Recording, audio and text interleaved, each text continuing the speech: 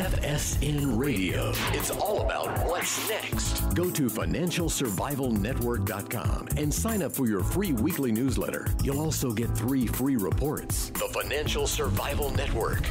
It's all about what's next.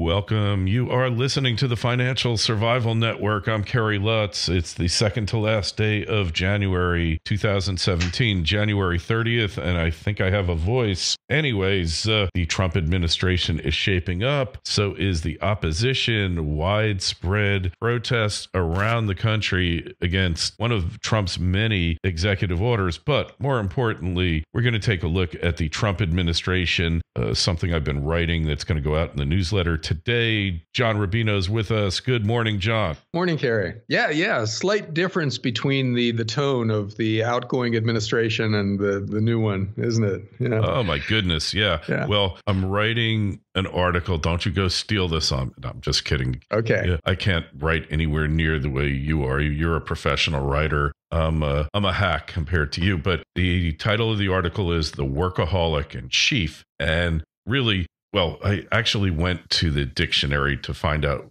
what the definition of a workaholic is, and I kind of fall into a workaholic, although not so much anymore because I'm more into having fun, honestly. That's why I do the show. But Merriam-Webster, which really is a lousy dictionary when you get down to it, because they always use the word to define the word, which is a punk way of creating a definition. You know, you're supposed to use other words to define the word. But anyway, they call it a compulsive worker, someone who is always working or thinking about work. So I don't always work anymore, but I'm usually always thinking about work, which is kind of funny, you know? And I'm sure you are too. So we kind of fall into that category. But Trump, okay, the guy sleeps 4 hours a day. You know, I've had dealings with him before, but I know lots of people who have, you know, New Yorkers, you know, you're professional, you know, lawyers, whatever, professionals who've had dealings with him. The guy is always working. And when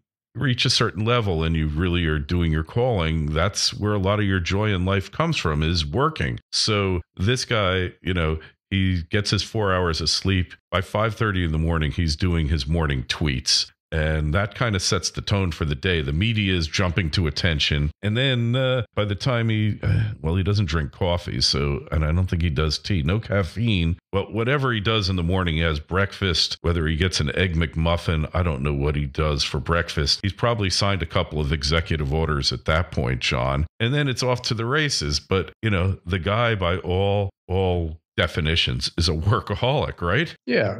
I think his middle of the night tweets kind of point to somebody who's at it all day long. Mm-hmm. And that's normal for entrepreneurs, though. Yeah. And for guys who, for instance, become CEOs like a lot of his cabinet, because you basically can never let something like that go. When you're running a company or a bunch of companies, there's always something that has to be done, right? It's, you know, we see that on a small scale, running websites and writing and stuff like that. We could, you and I, Kerry, work 24 hours a day if we wanted to. I did. Because every new piece we do makes a little bit of extra money, you know? And for these guys, the stakes are way higher. And you see it in their schedules. You know, they're going all the time. Mm-hmm. Hey, how many times do you wake up in the middle of the night, John, and you think, oh, gee, did I post that article? Oh, my God. Yeah, all the time. Oh, you know, I have an idea for a new article or whatever, right? All the time it happens. But see, the difference between somebody like me and somebody like a corporate CEO is that I roll over and go back to sleep after I think something like that. You know, they get up and take care of it. You're totally right. Yeah. That's so funny. Anyhow, fascinating difference in styles so far. And Scott Adams, the guy who does the Dilbert cartoons, had a really interesting article this morning about he called it filters. Was he was talking about the Hitler filter and the CEO filter, basically. And he was saying you can look at Trump in two ways. One is interpret what he does as a would-be Hitler building a fascist state, in which case you expect what he does on any given day to get worse with time because it's really what he wants and he'll keep pushing till he gets, you know, the most extreme version of it possible. Or you can look at it as a negotiator who throws out an extreme offer to begin with, and then expects to work his way back to the middle by negotiating with his opponents on that issue. And so Adams says that's a way of predicting the future with Trump. You take one of these filters and you assume either the worst or, more or less better, that he's going to negotiate to the middle and see how it plays out. So that's something we could do with for instance, the immigrant ban that he just enacted, where 6 or 7 countries, people from 6 or 7 countries just aren't allowed in the country anymore. Well, temporarily a moratorium till they can vet these people. Yeah. And they're from places like Libya and failed states. Pretty much. Yeah. But if you're looking at this through the Hitler filter, you say, all right, that's the first step in something much more extreme and much more comprehensive and much more permanent. But if you're looking at it through the negotiating filter, or the persuader filter, I think is what he termed it, that's the first step. That's the first offer in a negotiation that will end up somewhere in the middle, with extreme vetting, for instance, where we really pay attention to who comes in, but we let people in. And so now we can see how this plays out over the next month or 2 or 6 months or however long it takes to settle. And that'll give us a sense of who Trump really is. Because right now, you can make a case for either one of those filters. Maybe he's a would-be Hitler, or maybe he's just a deal maker who starts at extremes and then works his way to the middle. So this will be interesting to watch because, personally, I'm not convinced of one or the other. Well, I will tell you this. Okay, John, I read his book, The Art of the Deal, many years ago. I won't tell you that I liked it or didn't, but there are 2 things that I remember him saying about a negotiation. And to him, life is all about a series of negotiations, whether it's personal dealings or business. Number 1 is always go into every negotiation knowing what you want. And number 2 is always don't go into a negotiation or a business deal worrying about the best thing happening and the perfect outcome occurring. Always look at your downside. Assume that the worst thing that can happen will happen. All right. And be prepared for it. So I think that's what he's doing now. And, he's going into this as a negotiation. I think that's the way he treats life. That's the way he perceives it. That's the way he looks at it. And I think Scott Adams is right to some extent. This guy is not a Hitler. I mean, I think he can be ruthless because you have to be ruthless in business. Let's face it, John, right? I mean, is this not true? But evil to the core? No. Was he a deadbeat? Many times in life, stiffing people on bills, I think you can justify anything in business if that's your mindset. And I think he's done things that maybe he regrets, maybe he doesn't, or maybe he's totally justified. But now I think he's ego-driven. He wants to do a good job for the country. I don't think he really cares about these snowflakes, and I don't think he really cares about the opposition. I think he's going to leave it to history to judge him. Yeah. Well, another thing that Scott Adams said in that article is that the snowflakes and the people who are protesting so aggressively right now are actually part of the script from the persuader lens perspective, that he needs people taking to the streets and doing serious protests to define the outer boundaries of what's possible, because he's negotiating with the far right as well as the far left. So he's got to be able to go to the far right and say, okay, look, this is all we can get, because otherwise, we'll have a revolution here. Look how many people are in the streets already. And so that allows him to become more moderate than his far right fans and advisors would like, so it leads to the potential for a negotiation and for a compromise. So who knows? We'll see. That would be good. By the way, that's the way it works out. By the way, here's a definition from urbandictionary.com of snowflake: an overly sensitive person, incapable of dealing with any opinions that differ from their own. These people can often be seen congregating in safe zones on college campuses. And here's an example of usage. Those social justice warriors are just a bunch of snowflakes. So, yeah, well, they're useful idiots, even to Trump, I guess. Well, Yeah, if his goal is to kind of define the boundaries of what's possible and then meet somewhere, on his side of the middle, yes, you need people at the extremes doing extreme things because they become bargaining chips with the other side. So yes. Okay, I can see how that's working. Well, we'll see. This is still such an early stage in this really new direction for the world, really, not just the U.S. So it's going to be interesting to see how it plays out. One more big difference in the Trump and Obama administrations is the people that Trump is hiring now. Obama's people were mostly academics and government people. He only had one person who hadn't spent the majority of their career in academia or government in his cabinet. And with Trump, it's the opposite. He's got people who spent most of their lives in the private sector and may have a little bit of government experience, but that's way down on their resume.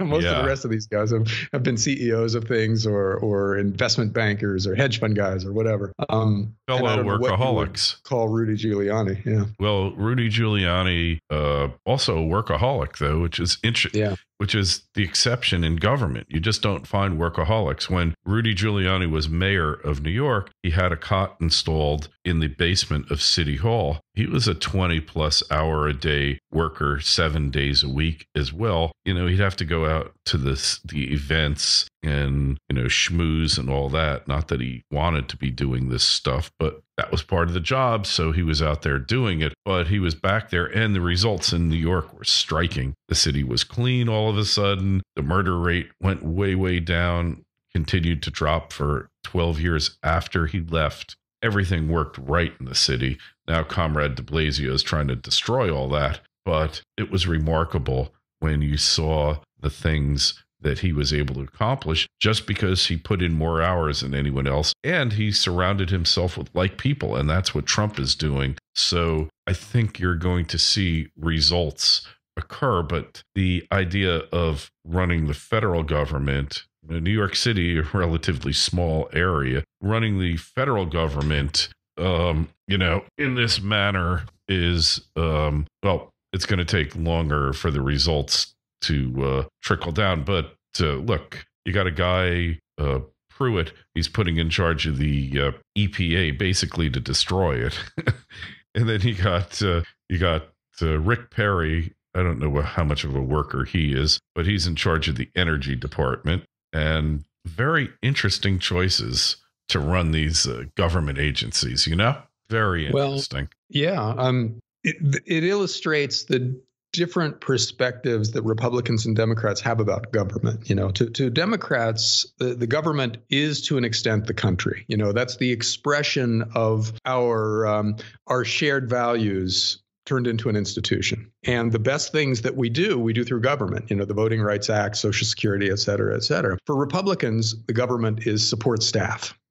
That's the guys who keep the streets clean and do security and everything so that the value creators, the entrepreneurs, can go out and revolutionize the world. So with Trump, he clearly has the latter perspective about government. He sees it as something that supports the guys who create the real value in the private sector. And the people he's putting in place reflect that. Yeah. And which means that they're completely happy to scale things back, which Democrats never want to do because that means the country is being diminished if government shrinks from a Democrat point of view. From a Republican point of view, it means freedom is expanding, or economic freedom at least. They're not real big on social freedom in the Republican Party. But on the economic side, it means that the wealth creators are being set free if you're scaling back the regulatory state. Mm-hmm. And the guys he's putting in place now basically seem to share that perspective, so they have no problem with cutting things. And we'll see. Yeah. What they're talking about doing now is cutting cabinet department personnel and spending pretty dramatically, but not handing that money back to taxpayers necessarily. They're talking tax cuts, but the biggest policy initiatives, at least so far, seem to be the infrastructure building spend program and a military buildup. Mm-hmm. So the government will remain pretty big as Trump seems to be defining it. It'll be spending its money on different things, though. Yeah, well, they do want to cut the corporate tax rate to 15 to 20%. There's a lot of spending that he wants to really take an axe to. Yeah. But the military buildup and the infrastructure plan will offset that spending so that the size of government doesn't look like it's going to shrink going forward. This isn't a Ron Paul administration. No. Where entire cabinet departments would just fade away and the Fed would turn into a bank teller office where they exchange gold for dollars and that's all it does. This isn't going to happen. It's a nice thought, but I don't see that occurring. But if we can get some things done here, we're not going to pure libertarianism. It's just that ain't going to happen. Not in this lifetime. We're past that. But if we can make some advances in getting the government out of our lives, reducing needless regulation, and cutting back confiscatory tax rates, then maybe we'll make some progress. I don't have the answers, but it definitely is an interesting contrast. I mean, the other thing is, look, when it comes to academia, after you get your tenure, you're basically a welfare recipient when you get down to it. You have your teaching assistants, you write a paper once in a while. It's the least challenging profession out there, let's face it. You're overpaid, underworked, and some of these professors were actually outsourcing the grading of their exams because that was too much trouble. I mean, the academia is just really the cushiest job. And then to put them into government, well, it's just a natural transition, isn't it? Yeah, I think academics generally feel more comfortable in government because the institutions are fairly similar than corporate CEOs and guys like that. They tend, other than bankers who really like government, because that's really similar. The Treasury Department and the Fed just make up money out of thin air. And that's kind of what big banks do too. So they're really happy in government. But it seems like industrialists don't feel very comfortable in government because it's such a different culture, and that, I guess, it means I'm agreeing with what you're saying. The academia and big bankers are happy in a system like government because it's very similar to what they're used to. Hey, it's purely consumptive, produces absolutely nothing, and generates a whole lot of debt in the process. I mean, hey, it's a natural transition when you get down to it. Whereas entrepreneurs go into government and they see the waste and they find it abhorrent. They're disgusted by it, and they're really, I think H.L. Mencken had a quote about this, that the rational man, just gives up in disgust, throws up his arms, and just at the corruption of government, just gives up eventually. So there is a quote there from H.L. Mencken on this very topic. And that was over 100 years ago, before things were so awful, right? Yeah. He thought it was bad in his day. He didn't have any idea how bad it could get. So the question, though, becomes, Kerry, how can your listeners make money from this? What are they supposed to do about what's happening? That's interesting because it is. I had Woody O'Brien on. This is inflationary, no matter how you cut it, because what did Will Rogers say? I use this quote all the time because it's such a beautiful quote. Invest in inflation. It's the only thing going up, right? So, precious metals, mining, commodities, because commodities always do well in an inflationary environment, for sure.